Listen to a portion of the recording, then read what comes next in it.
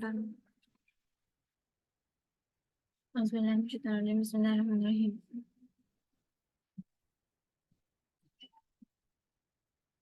हमने ना anti parkinsonian drugs के बारे में जो है ना वो थोड़ा सा डिस्कस करना था कि जो पार्किंसोनियन ड्रग्स होती हैं वो क्या होती हैं और बेसिकली वो किस तरह से एक्ट अपॉन करती हैं। एंटी पार्किंसोनियन ड्रग्स जो है वो अपना इफेक्ट्स कैसे डालती हैं।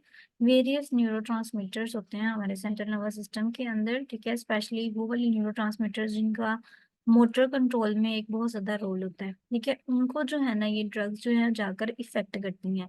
मेन मैकेनिज्म जो है उन्होंने कुछ पार्किंसोनियन ड्रग्स का बताया हुआ है, ठीक है। आपने ये वाली ड्रग्स का जो मैकेनिज्म है ना वो अच्छे से देख लेना है। जैसे कि सबसे पहले हमारे पास आता है डोपामीन प्रिकर्सर, ठीक है। यानी डोपामीन प्रिकर्सर जो हमारे पास कौन सी है, लीवोडोपा है, ठीक है। अब लीवोडोपा हमारे पास इसका मैकेनिज्म ऑफ एक्शन क्या होता है। Levodopa is a precursor to dopamine, यानी डोपामीन से पहले बनने वाली चीज है लीवोडोपा।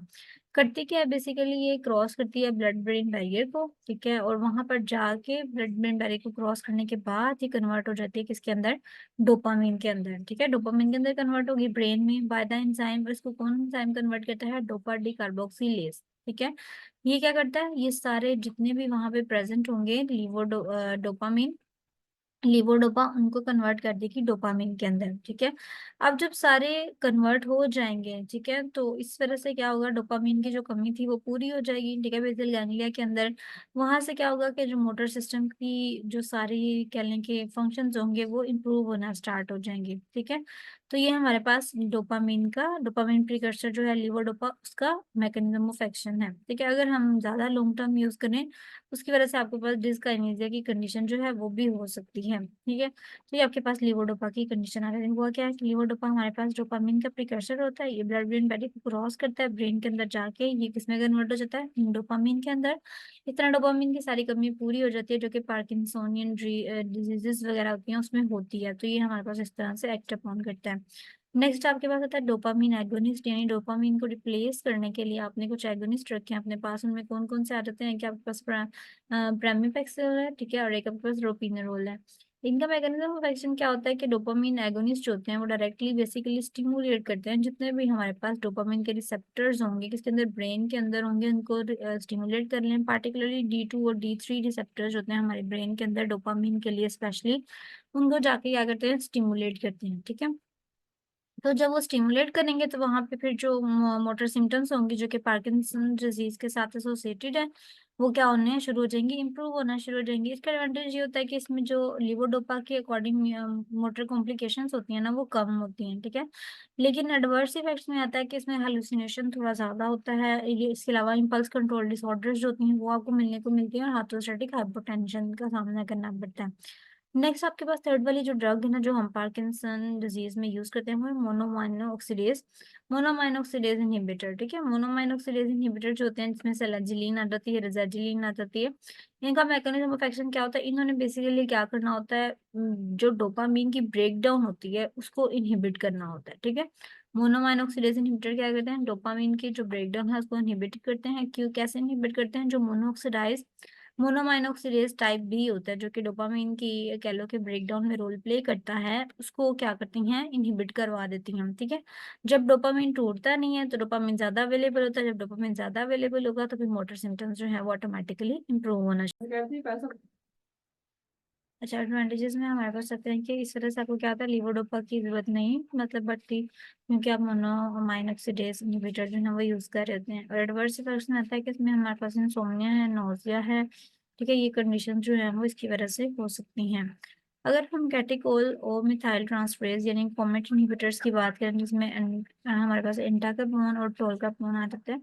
इसका मैकेनिज्म ऑफ एक्शन क्या होता है कि जो कैटेकोल और मिथाइल ट्रांसफरेज होता है वो बेसिकली इनहिबिट करता है, या इनहिबिटर्स होते हैं वो बेसिकली ब्लॉक कर देते हैं किस एंजाइम को, कैटेकोल और मिथाइल ट्रांसफरेज एंजाइम को जो है वो ब्लॉक कर देंगे, ठीक है। अब ये जो एंजाइम है ये करता है क्या है, इसका रोल पता होना चाहिए। ये भी हमारे पास लीवोडोपा को जो है वो ब्रेक डाउन करता है, लीवोडोपा को मेटाबोलाइज करता है।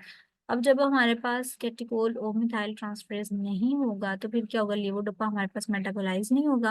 और जब लीवोडोपा मेटाबोलाइज नहीं होगा तो फिर हमारे पास यानी प्लाज्मा लेवल के अंदर लीवोडोपा की एक अच्छी अमाउंट आपके पास पड़ी होगी जिसकी वजह से मोटर सिम्टम्स जो हैं वो इम्प्रूव होती हैं। इसके साइड इफेक्ट्स में आपके पास डायरिया आ जाता है, ठीक है। ऑरेंज डिस्कलरेशन ऑफ यूरिन बहुत इंपॉर्टेंट है कि ये इसमें क्वेश्चन पूछा जाता है कि ओरल डिस्कलरेशन ऑफ यूरिन जो है वो किस ड्रग से जो है वो होता है, तो हमारे पास कैटेकोलोमिथाइल ट्रांसफरेज इनहिबिटर्स हैं जिनसे हमारे पास ओरल डिस्कलरेशन ऑफ यूरिन जो है वो आपको नजर आएगा। इसके अलावा हेपेटोटॉक्सिसिटी होने के बहुत ज़्यादा चांसेस होते हैं, तो आपने जो है इसकी केयरफुल मॉनिटरिंग करनी होती है।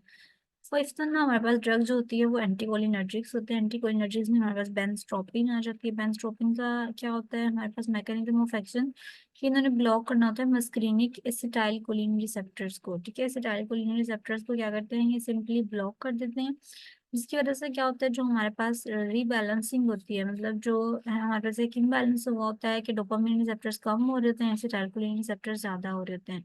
तो ये क्या करते हैं, जो एसिटाइलकोलिन रिसेप्टर्स होते हैं उनको ब्लॉक कर देते हैं ताकि डोपामिन और एसिटाइलकोलिन की अमाउंट जो है वो बराबर हो जाए। ठीक है, इसकी वजह से जो पार्किंसन डिजीज होती है उसमें जितनी भी सिम्टम्स अपीयर होती है, मोटर सिम्टम्स, ठीक है, ट्रेमर है, रिजिडिटी है, उसमें क्या होती है, एक खास हद तक कमी आना शुरू हो जाती है। ठीक है, ट्रेमर एंड रिजिडिटी में।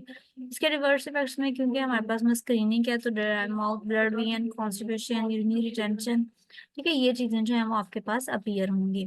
Understanding the mechanism of action of antiparkinson drug मतलब इंपॉर्टेंट होता है, बिकॉज हर एक ड्रग जो है वो डिफरेंट टारगेट पे जाके एक्ट अपॉन करती है। अब आप अगर इसकी अलग से एडवर्स इफेक्ट्स चाहते हैं, जैसे लेवोडोपा के एडवर्स इफेक्ट सेपरेट, क्योंकि एग्जाम पॉइंट ऑफ व्यू से थोड़े इंपॉर्टेंट होते हैं, तो हमने इसके लिए सेपरेट जो है वो ये बनाया है। या खाली एडवर्स इफेक्ट्स याद करनी हो तो आप किस तरह से कर सकते हैं, डिस्काइनेसिया होता है जी, डिस्कनीजिया कहते कैसे हैं, इनवॉलेंटरी मूवमेंट्स को। नोजिया वोमिटिंग है, ऑर्थोस्टैटिक हाइपोटेंशन है, साइकेट्रिक सिम्टम्स भी आती हैं, ऑन ऑफ फिनोमेना होता है यानी मेडिकेशन की फ्लक्चुएशन की वजह से। ये लिवोडोपा के साइड इफेक्ट्स हैं। डोपामिन के अच्छे सारे साइड इफेक्ट्स अगर हम एडवर्स इफेक्ट्स लिखें तो डिस्काइनेसिया है, हेलुसिनेशन है, ठीक है, कंपल्सिव डिसऑर्डर है, जिस तरह की गैम्बलिंग वगैरह आ जाती है इसके अंदर, और एडिमा और हेलुसिनेशन की कंडीशन आ जाती है। मोनोमाइनोक्सिडेज इनहिबिटर्स हमने पढ़ा, मैकेनिज्म ऑफ एक्शन तो ऊपर हमने पढ़ लिया, इसके एडवर्स इफेक्ट्स अच्छे से, इंसोम्निया, हेलुसिनेशन, हाइपरटेंसिव क्राइसिस आ जाते हैं। ठीक है, अगर आप टायरामीन के साथ इसको ले लेते हो तो और एक अकॉर्डिंग टू कैल्सियम और लिपन जो है वो लिखा हुआ है। मैकेनिज्म ऑफ एक्शन अगर हम देखें तो कॉमेट इनहिबिटर्स होते हैं वो ब्लॉक करते हैं, हमने पढ़ा लिवोडोपा को की ब्रेकडाउन को। एडवर्स इफेक्ट्स में diarrhoea, nausea, orange discolouration of urine और लिवर टॉक्सिसिटी आ जाती है। एंटीकोलिनर्जिक हमने पढ़ा, उसके एडवर्स इफेक्ट्स में dry mouth, blurred vision, constipation, urinary retention आ जाती है, ठीक है, और कोग्निटिव इम्पेयरमेंट जो है वो हमारे पास इसका साइड इफेक्ट आ जाता है। तो हमारे पास ये ऑलमोस्ट सारी ड्रग्स थी अकॉर्डिंग टू लिपिन एंड गेट्सन। तो हमने इनके जो है वो एडवर्स इफेक्ट्स याद करने हैं और यहाँ से हमने इनका मैकेनिज्म ऑफ एक्शन याद करना है। ठीक है, पार्किंसन डिजीज बेसिकली होती क्यों है, इसका मैकेनिज्म ऑफ एक्शन भी आपको जो है वो थोड़ा सा पता होना चाहिए कि पार्किंसन डिजीज कॉज क्यों होती है। कि हमारे पास जितनी भी हमने ड्रग्स पढ़ी हैं बेसिकली वो इस रूल पे जो है ना वो एक्ट अपॉन करती हैं, यानी इस कॉज को खत्म करने के लिए। पार्किंसन डिसीज में होता है क्या, जो नर्व सेल होते हैं इनको हम न्यूरॉन कहते हैं बेसिकली, ब्रेन के अंदर वो या तो ब्रेक डाउन हो जाती है उनकी या वो डाई हो जाती है। ठीक है, और होता बेसिकली इसी वजह से ये है कि जो हमारे ब्रेन के अंदर न्यूरॉन्स होते हैं उनका लॉस हो जाता है। केमिकल मैसेंजर जो डोपामिन होता है वो कम रिलीज होता है, डोपामिन का लेवल जब कम होता है तो उसके बाद जो ब्रेन की एक्टिविटीज होती हैं वो इरेगुलर हो जाती हैं। ठीक है, तो उसकी वजह से हमारे पास पार्किंसन डिजीज होती है। कॉजेस कितनी अननोन है, लेकिन ये कि कुछ जेनेटिक प्रॉब्लम्स हो सकती हैं और इन्वायरमेंटल ट्रिगर्स हो सकते हैं जो ये कॉज करते हैं। ठीक है, इसके अलावा एक लेवी बॉडीज का ना बड़ा चला हुआ था ट्रेंड के, लेवी बॉडीज हमारे पास होती हैं जो स्पेसिफिक सब्सटेंसेस होते हैं ब्रेन सेल्स के अंदर, ठीक है, उनको हम लेवी बॉडीज कहते हैं। लेवी बॉडीज जिनके अंदर प्रेजेंट होते हैं उनको फिर पार्किंसन डिजीज होने के ज्यादा चांसेस होते हैं। ठीक है, तो ये हमारे पास ना इसकी थोड़ी सी वो थी कॉजेज कि आपने ना किस तरह से पार्किंसन डिजीज होती है, और इन कॉजेज को ही रोकने के लिए हम ये सारी ड्रग्स जो हैं वो यूज करते हैं, और इनके मैकेनिज्म ऑफ एक्शन इसके अकॉर्डिंग ही आपने जो है वो याद करने होते हैं। आप चाहें तो इसके नोट्स बना सकते हैं अपने पास, ठीक है, और इसको अपने पास अच्छा सा करके लिख सकते हैं ड्रग्स को, इनके मैकेनिज्म ऑफ एक्शन को, और सिंपल ओवरव्यू है आप इसके एडवर्स इफेक्ट्स को एक साइड पे जो है वो मेंशन कर सकते हैं।